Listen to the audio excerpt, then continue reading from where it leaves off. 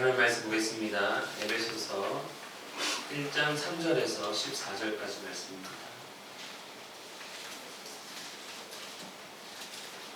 에베소서 1장 3절부터 14절까지 말씀입니다.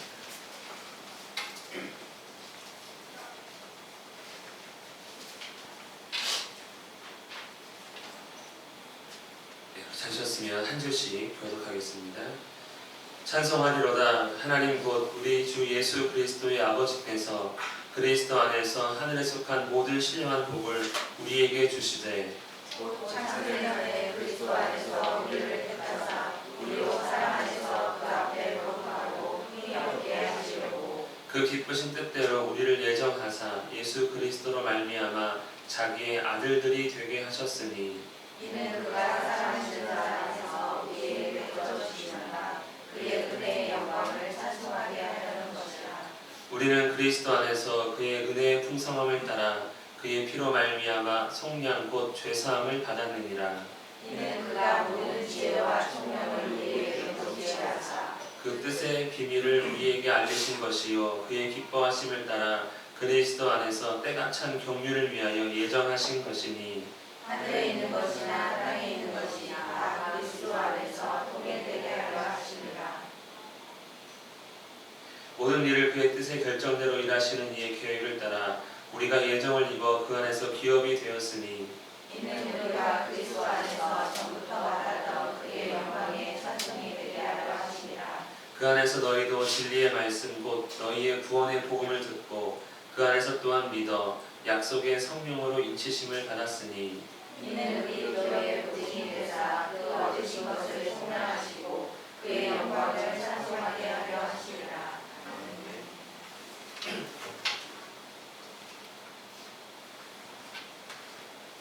잘 지내셨으니까 오셨겠죠? 네. 아마 바이러스 때문에 온 나라가 난리니까 라는 상태입니다. 오늘 읽은 말씀은 우리가 3절부터 14절의 긴 말씀인데 실제 헬라어 성경을 보면 한 문장입니다. 한 문장. 그래서 다 읽었고요. 오늘 이 한 문장의 말씀을 가지고 약 3주에 걸쳐서 오늘부터 다다음 주까지 3주에 걸쳐서 말씀을 나누도록 하겠습니다. 여러분, 교회란 무엇입니까? 우리가 교회를 이제 함께 시작하면서 계속해서 교회에 관한 이야기를 나누고 있습니다. 어렵기도 하고 때로는 이해가 안 되기도 하고 또 쉽기도 하고 그런 거구나 하면서 함께 말씀을 나누고 있는데, 여러분, 교회란 무엇입니까? 사람들의 눈에 보이는 교회는 적당한 건물에 빨간불이 들어오는 십자가를 세워놓고 일요일 11시 모이는 곳, 그러면 거기 교회지 이렇게 생각합니다. 그렇게 모여서 찬양하고 또 기도하고 또 설교 듣고 헌금 등의 순서를 가지고 진행을 합니다. 그리고 약속이라도 한 듯 다음 주 일요일 날 또 모이고 또 모입니다. 이것이 익숙한 교회의 모습입니다. 그런데 여러분, 이 모습이 정말 교회입니까? 우리는 가끔 혹은 자주 신앙생활 열심히 해라 이런 말을 하기도 하고 듣기도 합니다. 특별히 우리 자녀들은, 어린 친구들은 그런 얘기를 많이 듣죠. 공부도 열심히 해야 되는데 신앙도 열심히 하라니까 스트레스 받습니다. 공부도 지겨운데 신앙도 공부보다 좀 더 지겹지 않습니까? 어쨌든 신앙생활 열심히 해 라는 말을 참 자주 주고받습니다. 그러면 이렇게 생각합니다. 그러면 성경을 좀 많이 읽고 안 하던 기도도 좀 더 많이 하고 또 주일에만이 아니라 안 가던 기도회, 구역 모임, 안 하던 봉사를 하라는구나 라고 이렇게 조목조목 항목별로 정리를 해서 이해를 합니다. 근데 여러분, 정말 신앙생활이란 무엇일까요? 그냥 예배 오고 봉사하고 구역 모임 가고 이런 게 과연 신앙생활일까? 우리는 우리가 보이는 대로 이해하는 것이 맞는가 생각을 해봐야 합니다. 사실 교회가 무엇인지 잘 몰라도 또 신앙생활이 어떻게 하는 것이 잘하는 것인지는 잘 몰라도 오늘도 우리는 주신교회로 모였고 나름대로 신앙생활 하면서 잘 지내고 있습니다. 그래서 이런 생각을 하는 거죠. 몰라도 괜찮은데, 몰라도 괜찮은 거 아닌가? 이런 생각을 할 때도 있습니다. 사실 생각 안 하는 경우가 훨씬 더 많습니다. 또한 공부를 하거나 또 학교에서 아니면 사람들 사이에서 인싸가 되거나, 인싸라는 걸 아시죠? 제가 우리 아이들도 같이 있기 때문에 용어 선택이 말씀을 준비하면서 야, 이 용어 선택을 어떻게 애들도 듣고 어른도 들을까 하다가 하여튼 이런 말도 저도 들은 말이라서 썼습니다. 인싸는 인사이드라고 사람들 중심에 서 있는 인기 많은 사람들을 인싸라고 한다더라고요. 인기 많은 사람인가? 그래서 인싸가 되는데, 아니면 돈을 벌거나 자녀를 키우는 데 있어서는 교회 생활이나 신앙 생활이 사실 무관해 보입니다. 그거 잘 몰라도 공부하는데 별 걱정 없고요. 돈 버는데 별 지장이 없는 것이죠. 하지만 정말로 교회가 무엇인지 모르면 절대로 괜찮지가 않습니다. 또 신앙생활은 공부와 인싸와 돈과 자녀 양육과도 상관없는 정도가 아니라 아주 밀접한 그런 관계가 있습니다. 왜냐하면 우리는 모든 장소, 모든 시간에서 교회의 몸된 지체로서 신앙생활하고 있기 때문에 그런 것이죠. 단지 구역 모임 가는 게, 단지 기도 많이 하는 게 신앙생활이 아니라 내가 밥할 때도 신앙생활 하는 거고, 내가 공부할 때도 신앙생활 하는 거고, 가정에서든지 회사에서든지 어디서든지 우리는 교회로서 신앙생활을 하고 있기 때문에 사실 교회가 무엇인지 알아야, 또 신앙생활이 정말 무엇인지 알아야 우리는 바르게 정말 그리스도인으로서 살아갈 수 있습니다. 그렇다면 도대체 교회란 무엇이고 또 신앙생활이란 어떻게 하는 것일까요? 앞으로 우리는 에베소서의 말씀을 통해 이러한 질문에 대한 가르침을 얻게 될 것입니다. 우리 3절 말씀을 한번 더 읽겠습니다. 3절입니다. 시작. 찬송하리로다. 하나님 곧 우리 주 예수 그리스도의 아버지께서 그리스도 안에서 하늘에서 사는 모든 신령한 복을 우리에게 주시되. 에베소서는 이렇게 시작합니다. 찬송하리로다 하는 거죠. 그냥 찬송하리로다가 아니라 감탄, 감격에 찬송하리로다 라고 시작합니다. 왜 찬송합니까? 인생은 너무나 괴롭습니다. 어른들만 괴로운 것이 아니라 우리 자녀들도 아마 괴로울 것입니다. 가장 괴로운 것은 집이고, 두 번째로 괴로운 것은 학교고, 세 번째는 학원이 되겠죠. 그래서 학교 끝나면 집으로 안 오고 학원으로 가야 합니다. 너무나 힘듭니다. 최선을 다할지라도 언제나 최악의 인생 같습니다. 노래를 부르고 다닐 정신은 사실 없는 것이죠. 그러나 예수님 믿고 예수님을 듣고 믿게 되었습니다. 하나님의 자녀가 되었고 교회가 되었습니다. 별 볼 일 없는 것입니까? 그렇지 않습니다. 정말 이것이 무엇인지 안다면 그냥 교회 가는 거지 라고 말할 수 없는 것이죠. 그저 일요일 오전 11시에 교회를 오게 된 것은 아닙니다. 당연히 그렇지 않은 것입니다. 예수님을 믿고 하나님을 알고 믿게 된 것은 아주 특별한 일입니다. 최악의 인생이 최고의 인생으로 변화된 그러한 사건입니다. 그래서 찬송하리로다 이렇게 시작합니다.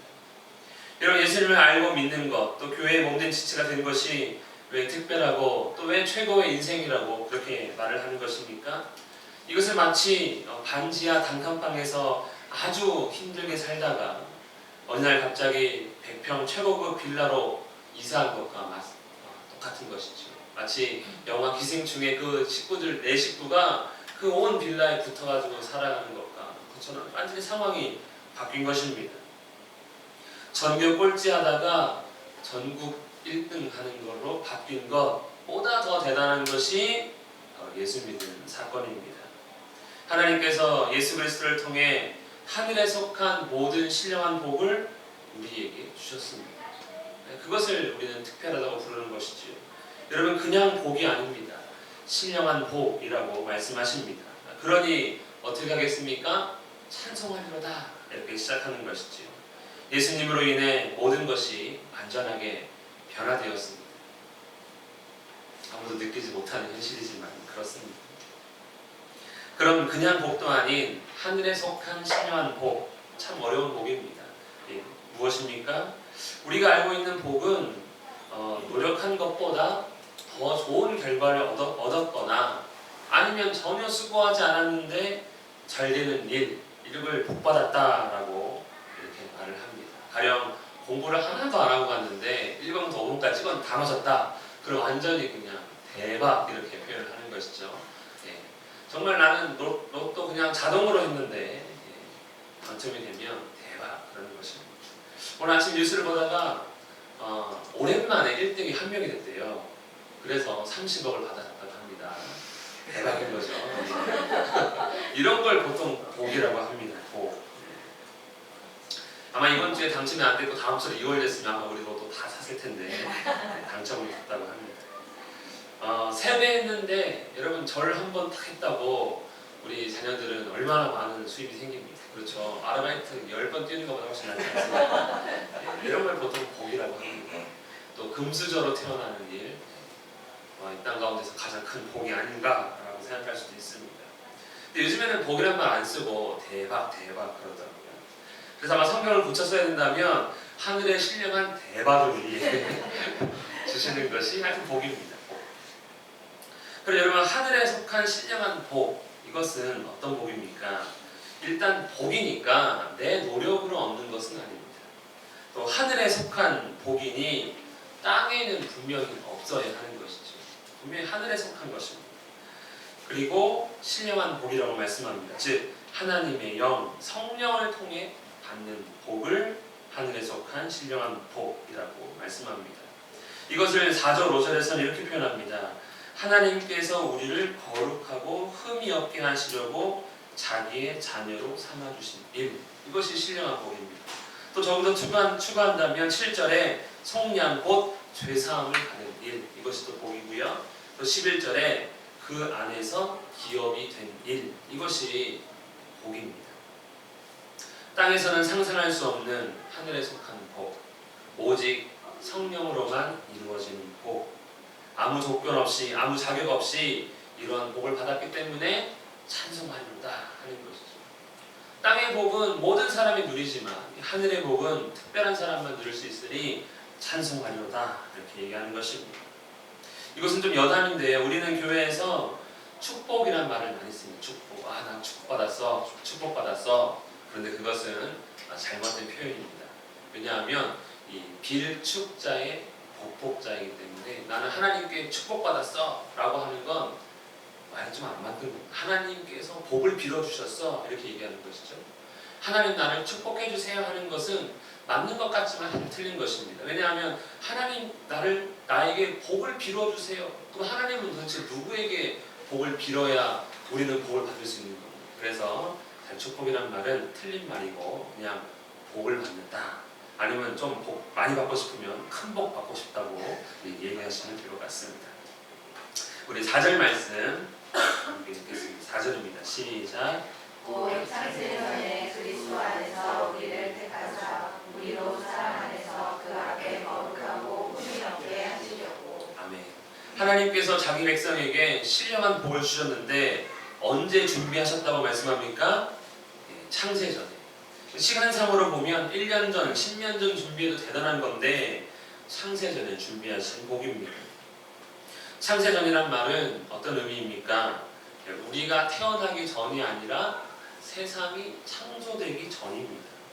우리 어머니 아버지가 결혼할 때쯤 우리를 예비하신 것이 아니라 첫 번째 사람인 아담과 하와를 만들기 전에 놀랍게도 이 신령한 복은 예비가 되어 있는 것이지요. 근데 그것을 주시려고 했는데 죄를 지어서 타락했으니 그 복을 누릴 수가 없게 된 것입니다. 하나님께서 창세전에 우리를 택하신 목적은 무엇입니까? 거룩하고 흠이 없게 하시려고, 즉 완전하게 하시려고 우리를 택하셨습니다. 왜 택하셨습니까? 사랑하기 때문에 그런 것이죠. 참 사랑의 원수라는 말도 쓰지만 사랑하기 때문에 하나님은 우리를 택하셨습니다. 이것이 성도를 향한 하나님의 마음이자 목적이고 성도가 받은 신령한 복입니다.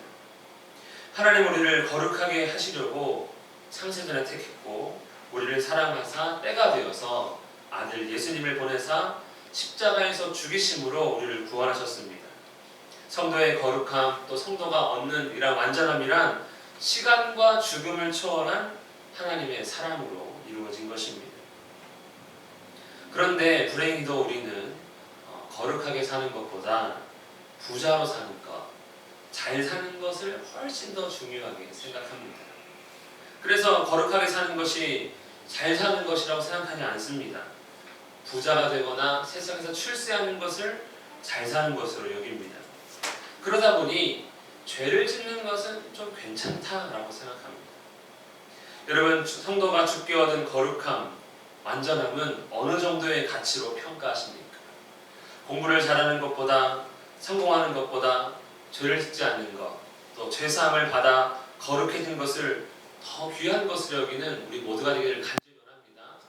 우리 현민이가 지난번 수련회 때 가서 공부를 했다 하더라고요. 둘 다 중요한 것이죠. 수련회도 갔고 공부도 했고. 그런데 둘 중 하나를 선택해야 한다면 우리는 어떤 것을 선택하느냐? 이것이 우리가 신앙생활할 때 가장 큰 딜레마입니다. 뭐가 더 중요하지? 그런데 현실은 눈에 보이고 하나님 눈에 보이지 않고, 하나님 믿는 것은 별로 티가 나지 않고 현실에서 뭔가 못하는 것은 티가 많이 나니까 우리는 결국 흔들리는 가운데 현실을 택하는 경우가 많은데, 하나님은 그렇지 않다라고 오늘 말씀하고 있는 것입니다. 우리 인생이 그 무엇보다 귀한 이유는 거룩함으로 인하여 하나님의 자녀가 되기 때문에 우리는 현실에서 조금 실수하거나 실패하거나 아니면 망할지라도 우리는 이 거룩함을 절대로 포기해서는 안 되는 것이지. 여러분, 한평생 좀 가난하게 살다가 하나님 나라 가는 게 나을 것 같습니까? 한평생 부자로 살다가 영원히 지옥 가는 게 나을 것 같습니까? 부자로 살다가 하나님 나라 가는 게 재밌겠죠. 그렇지만 그게 어렵다는 겁니다. 우리 5절 말씀을 읽도록 하겠습니다. 시작. 그 기쁘신 뜻대로 우리를 예정하사 예수 그리스도로 말미암아 자기의 아들들이 되게 하셨으니. 아멘. 하나님은 우리를 창세전에 택하셔서 사랑으로 거룩하고 흠없게 하셨고 하나님의 자녀로 삼아주셨습니다. 이것은 어느 날 갑자기 기분이 좋아지셔가지고 하나님이 술 한잔 딱 걸치고 야 기분 좋은데 오늘은 너 구원 이렇게 하는 것이 아니라 아주 오래전부터 철저하게 준비된 그러한 구원, 그런 예정이라는 것입니다. 억지가 아닙니다. 기쁨으로 하셨습니다. 신령한 복은 우리를 하나님의 자녀, 곧 양자 삼아주신 복입니다. 여러분, 양자 하면 좀 어떤 느낌입니까? 알고 봤더니 현민이가 양자였어. 알고 봤더니 은샘이가 양자였어. 우리 애들 얘기해야 되겠죠. 알고 봤더니 민서가 양자였어 한다면 그 셋이 만나가지고 같이 울고 있겠죠. 대한민국에서 양자되었다는 의미는 그런 의미입니다. 뭔가 안 좋은 거고 또 슬픈 일이고 버려진 일, 이게 이제 양자되었다 이런 의미이지만 사실 로마 사회에서, 이 성경에 쓰여진 로마 사회에서는 전혀 완전히 다른 의미입니다. 우리나라에서는 양자되는 것을 감추기 위해서 갓난아기를 주로 입양합니다. 혈액형도 같은 아이로 입양하고요.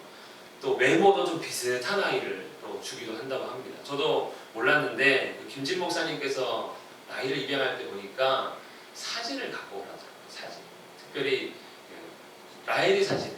왜냐하면 최대한 닮은 아이로 보내기 위해서 사진이 필요하니까, 어릴 때 사진이 필요하다고 합니다. 그것은 우리나라의 특징입니다. 그런데 로마 사회는 양자가 되는 일은 전혀 반대의 문제입니다. 버림받은 것이 아니라 택함받은 문제이고 슬픈 일이 아니라 기쁜 일입니다.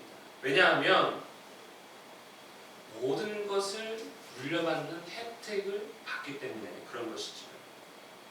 로마 사회에서는 감추고 싶은 일이 아니라 자랑스럽게 드러낼 일입니다. 엄청난 혜택도 있습니다. 아마 당시 로마에서 태어난 사람들 가운데 가장 큰 복을 누리는 것을 양자로 뽑혀가는 일로 여길 정도로 생각을 한 겁니다. 오늘날 말하면 로또와도 비슷한 것이지요. 양자가 된다는 것은 먼저 이 모든 과거를 청산한다는 의미가 있습니다. 그 사람이 노예였든지 전쟁포로였든지 고였든지 엄청난 죄를 지었든지 상관없이 그 사람이 어떻게 태어나고 어떻게 자랐는가는 상관없이 모두 다 청산됩니다. 묻지도 않고 따지지도 않습니다. 또 양자된다는 것은 그 들어가는 그 집의 모든 유업을 다 내 것으로 물려받는다는 의미가 있습니다. 그러므로 중요한 것은 양자되는 내가 아니라 나를 양자로 삼는 아버지가 누구냐가 굉장히 중요한 것이죠. 가난한 집에 양자로 가면 쪽박이지만 부자 아버지에게 양자로 가면 대박인 것이죠. 예수님 당시 로마 황제였던 이 옥타비아누스도 양자로 입양이 되어서 황제가 된 케이스입니다. 물론 같은 왕족의 피라고 해도 어쨌든 될 수 없는 사람이 양자가 된 것이고요. 그 외에 몇 명 더 양자로서 황제가 된 사람들이 있습니다. 그러니 이 로마 사회에서 양자 그러면 우와가 되는 것입니다. 그런데 그 일이 우리에게도 일어났습니다. 그것도 황제의 아들, 황제의 자녀가 아니라 하나님의 자녀가 된 사건, 이것이 바로 신령한 복입니다. 이 복을 누가 받은 것입니까? 성도, 우리가 받았습니다. 교회가 받았습니다. 놀라운 은혜입니다. 나는 스스로 최악의 인생을 살아보고 있다고 생각할지 모르지만 예수를 믿는 순간 최고의 인생으로 변화된 일입니다. 이 엄청난 가치를 표현할 방법이 없는 것이죠. 그러니 찬송하리로다, 이렇게 오늘 말씀을 시작합니다. 6절 말씀을 읽겠습니다. 6절입니다. 시작. 이는 그가 사랑하시는 자 안에서 우리에게 거저주시는가 그의 은혜의 영광을 찬송하게 하려는 것이라. 아멘. 신령한 복을 주셔서 하나님께서 우리를 자녀 삼으신 이유, 그의 은혜의 영광을 찬송하게 하려는 것이라. 하나님은 나를 통해, 우리를 통해 하나님이 드러나기를 원하는 것입니다. 단지 여기 모여서 우리가 노래 부르는 것이 찬송이 아니라 이 땅 가운데서 하나님을 드러내는 것, 그것이 찬송입니다. 마치 이것은 이런 것이죠. 설에 많은 명절 가족들이 다 모이지 않습니까? 그러면 어른들이 각 자녀들을 보고 누구를 평가합니까? 부모를 평가하는 것과 똑같습니다. 아이고 아들 잘 키웠네, 딸 잘 키웠네 하는 부모를 그렇게 칭찬하는 것처럼 찬송은 단지 감격과 감사의 기쁨이 담긴 노래가 아니라 사람들이 우리를 보고 야 하나님 대단하시네, 하나님 참 잘 컸다 교회, 이런 얘기를 들어야 하는 것이죠. 하나님의 자녀가 되었으니 하나님을 나타내는 삶이 찬송이 되는 것입니다. 그래서 찬송하리로다 라고 또한 명령의 의미 또한 있습니다. 오늘 우리 마지막으로 7절 말씀을 읽도록 하겠습니다. 마지막 7절입니다. 시작. 우리는 그리스도 안에서 그의 은혜의 풍성함을 따라 그의 피로 말미암아 속량 곧 죄사함을 받았느니라. 아멘.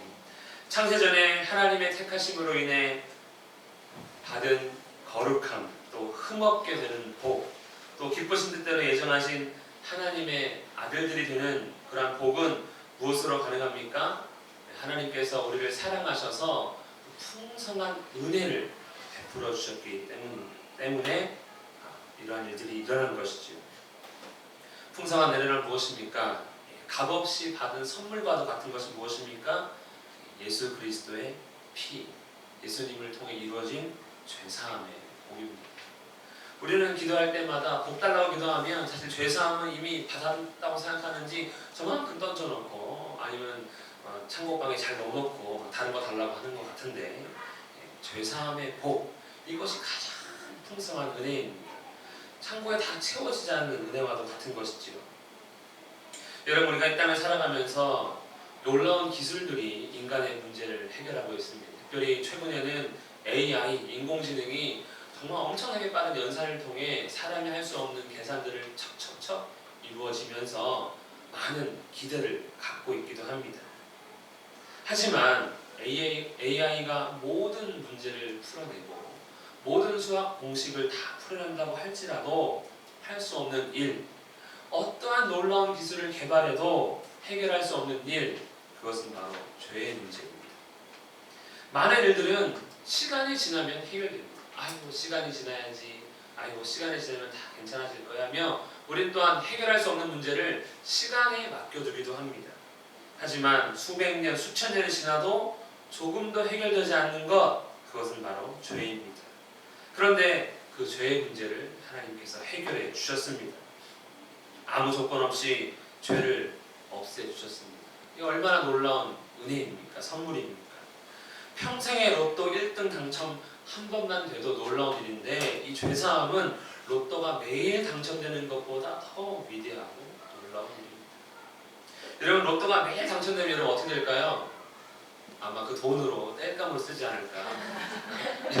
오늘 한 1억 태워야겠다. 내일 또 주실 거야. 이러면 되게 좋을 텐데 죄사함은 이거보다 더 좋은 것이라니까요.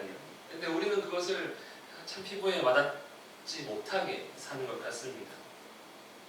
태초에 천지창조 후 사람은 에덴 동산에서 자유와 안식을 누리며 기쁨과 평안 가운데 하나님과 함께 했습니다. 그것은 우리가 아담과 하와의 창세기 2장의 그 잠깐의 잠깐 일을 봐도 충분히 느낄 수 있습니다. 그러나 하나님께서 먹지 말라고 하신 선악을 알게 하는 나무의 열매를 먹음으로써 그 에덴 동산에서 쫓겨나게 됩니다. 여러분, 쫓겨난 것이 다가 아닙니다. 사람은 저주를 받아서 쫓겨난 것이지요. 하나님과 단절되어 죽음에 이르렀고 영원히 수고를 하게 되었으며 인생은 부끄럽고 고통스러운 인생이 되었습니다. 그것이 다 죄 때문인 것이죠. 태초의 죄가 지금까지 없애지지 않으니까 모든 사람은 다 죄 안에서 고생하고 있습니다. 사람만 저주받은 것이 아닙니다. 사람의 죄로 인해 모든 땅과 또 피조물들도 저주를 받았습니다. 죄로 인한 결과입니다.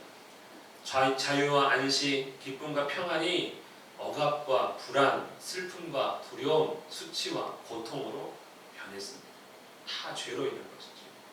사람들은 노력하며 기술을 개발한다고 신약을 개발하고 어떤 모든 기술을 총동원해서 기쁨을 되찾으려고 하고 평안을 되찾으려고 하고 기쁨을 누리고 안식을 누리길 원하지만 여러분, 기술은 개발돼도 그 모든 것들을 누릴 수가 없습니다. 여전히 우리는 힘들고 어렵고 고통 가운데 거하지 않습니까? 무엇 때문에 그런 것입니까? 죄의 문제를 해결할 수 없기 때문에 그런 것입니다. 아무리 의학이 발달하면 뭐합니까? 신종 하나 딱 붙으면 모든 사람들이 다시금 쓰러져 가고 있지 않습니까? 그런데 하나님께서 은혜를 베푸셔서 독생자 예수의 피로 죄값을 치르셨습니다. 믿는 자는 죄를 사함받았습니다. 무슨 의미입니까? 다시 에덴으로 갈 수 있게 되었다는 뜻입니다. 그런데 하나님은 에덴으로 우리를 보내는 것이 아니라 새하늘과 새 땅, 새 예루살렘으로 들어가게 해주겠다고 약속하셨습니다. 죄사함을 받았으니 원래대로 회복되어 다시 저주는 복이 되고 다시 자유와 안식을 누리며 다시 하나님과 함께 합니다. 고통과 수치는 사라집니다. 우리는 이것을 영생이라고 부릅니다. 단지 영원히 오래 사는 것이 아니라 이 모든 것을 누리는 상태가 바로 영생입니다. 이것이 바로 죄사함의 풍성한 은혜입니다. 단지 죄 용서받고 끝이 아니라 이 모든 혜택들을 다시 누릴 수 있게 되었습니다. 그런데 죄사함을 받았는데 우리는 왜 다시 죄를 짓는 것입니까? 왜 거룩함을 포기하고 하나님의 자녀가 아니라 세상에서 성공한 사람으로 살고 싶어 하는 것입니까? 죄를 사해 주셔서 감사하다고 말하지만 정작 우리는 죄사함의 가치를 잘 모르기 때문에 그렇습니다. 여러분, 우리 그런 말 종종 합니다. 죽으면 돈 싸들고 관에 들어가냐고. 사실 돈을 다 집어넣어도 돈은 아무 의미가 없는 것이죠. 여러분, 우리가 아무리 많은 세상의 혜택을 누리고 있다 할지라도 천국 가서 누리는 것과 비교가 되겠습니까? 그런데 정작 우리는 그 가치는 알지 못한 채 이 땅에서 살아가니 무엇이 중요합니까? 이 땅의 것이 눈에 보이기 중요합니다. 그래서 죄를 다시 짓게 되는 것이죠. 또 때로는 어떨 때에는 그냥 회개하면 돼 라고 아주 가볍게 말하기도 합니다. 죄사함을 마트에서 파는 1,000원 상품처럼 여기는 것이죠. 아무리 거저받았지만 이것은 신령한 복에 대해서 잘못 알고 있기 때문입니다. 거저받았지만 다시는 주지 않는 것, 이것이 신령한 복입니다. 그래서 히브리서에서는 한 번 맛보고, 한 번 하나님의 은혜를 맛보고 다시 타락한 사람에게는 2번 구원은 없다고 말씀하기도 합니다.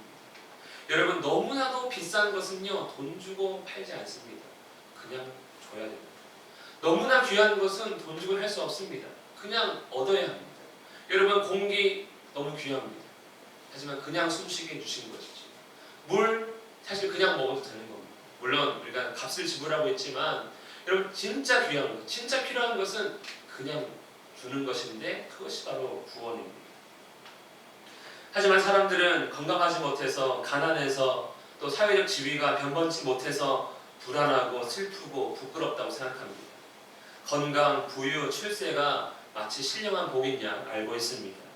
그래서 교회를 다니면서도 계속해서 건강하게 해주세요, 돈 주세요, 성공하게 해주세요 라고 거기에 더 큰 가치를 두고 그러한 복을 달라고 기도할 때도 있습니다. 우리가 하나님께서 자기 백성에게 주신 이 하늘에 속한 신령한 복을 알고 진정으로 그 복을 사모한다면 우리는 이렇게 기도할 것입니다. 에베소서 1장 17절부터 19절에 우리 주 예수 그리스도의 아버지 하나님 영광의 아버지께서 지혜와 계시의 영을 우리에게 주사 하나님을 알게 하시고 너희 마음의 눈을 밝히사 그의 부르심의 소망이 무엇이며 성도 안에서 기업의 영광의 풍성함이 무엇이며 그 힘의 위력으로 역사하심을 따라 믿는 우리에게 베푸신 능력의 지극히 크심이 어떠한 것을 알게 하시기를 구합니다. 하나님 그 은혜를 알고 싶습니다. 우리에게 베푸신 그 크신 은혜를 알고 싶습니다. 그 힘을 알고 싶습니다. 그 능력을 알고 싶습니다. 그 하나님 나라를 알고 싶습니다 라고 기도해야 하는 것이죠. 거룩함, 하나님의 자녀됨, 죄사함이 바로 하나님께서 우리에게 주시는 신령한 복이요 진정으로 성도를 가치 있게 만드는 일입니다. 우리는 세상의 복이 아니라 신령한 복을 알아야 합니다. 그래서 죄를 멀리함으로 또 정직함으로 오래 참음으로 우리가 받은 복, 이 신령한 복을 빼앗기지 말아야 하는 것이지요. 여러분, 마귀, 사탄이 노리는 것은 무엇입니까? 우리의 재산을 노립니까? 마귀가 우리의 재산을 훔쳐가려고 막 호신탐탐 기회를 노리고 있습니까? 우리의 사회적 지위를 낮추기 위해서 마귀는 노리고 있습니까? 육체의 건강을 쳐서 우리를 허약하게 만들기 위해서 마귀는 우리를 노리고 있습니까? 그렇지 않습니다. 우리의 재산에 흠이 가게 하고 우리의 지위를 흔들리게 하고 때로는 우리의 육신을 연약하게 만드는 것은 이 하나님의 자녀됨을 포기하게 만들고 그것을 빼앗기 위해서 마귀는 우리를 호시탐탐 노리고 있는 것입니다. 여러분, 아이 손에 세뱃돈 받은 아이 손에 5만 원이 들려 있습니다. 저희 수는 5천 원으로 알고 있더라고요. 그래가지고 한 번 그런 적이 있습니다. 그래서 그거를 5만 원을 빼앗기 위해서 여러분, 어린아이가 들고 있는 5만 원 빼앗으려면 어떻게 하면 됩니까? 1,000원짜리 몇 장 주면 됩니다. 그러면 5만 원 주고 1,000원짜리 교환을 하는 것이죠. 여러분, 마귀가 지금 그렇게 하고 있는 것입니다. 우리가 받은 그 거룩함의 가치를 우리가 알지 못하니까 1,000원짜리 몇 장 주고 5만 원 뺏어가려고 하는 어른처럼 우리가 받은 그 신령한 복을 빼앗기 위해 세상의 온갖 좋아 보이는 저렴한 것으로 우리를 유혹하고 시험하고 있는 것입니다. 여러분, 우리는 주의 죽음으로 거룩하게 된 신실한 하나님 백성입니까? 그럼 지켜야 됩니다. 그 신실함, 그 거룩함, 그것이 정말 무엇인지 얼마나 귀한 것인지 알고 지킬 때 우리는 정말 하나님을 찬송하리로다가 우리 삶의 참 고백이 되고 참된 찬송이 될 것입니다. 하나님께서 성도에게 주신 신령한 복을 알고 지키며 누리는 우리 모두가 되기를 예수님의 이름으로 축복합니다. 기도하겠습니다. 살아계신 하나님 아버지, 참으로 우리가 주의 은혜를 알기 원합니다. 우리에게 베풀어 주신 신령한 복이 무엇인지 온전히 알기를 원합니다. 이 세상 무엇과도 바꿀 수 없는 것인지를 깨닫게 하셔서 모든 것을 잃는다 해도 오직 예수 그리스도의 그 복만은 얻는 우리 모두가 될 수 있도록 역사하여 주시옵소서. 주 교회를 더욱 알기 원합니다. 신앙생활 정말 주님 안에서 잘할 수 있기 원합니다. 주를 도우시고 인도하여 주시옵소서. 감사드리며 예수님의 이름으로 기도합니다.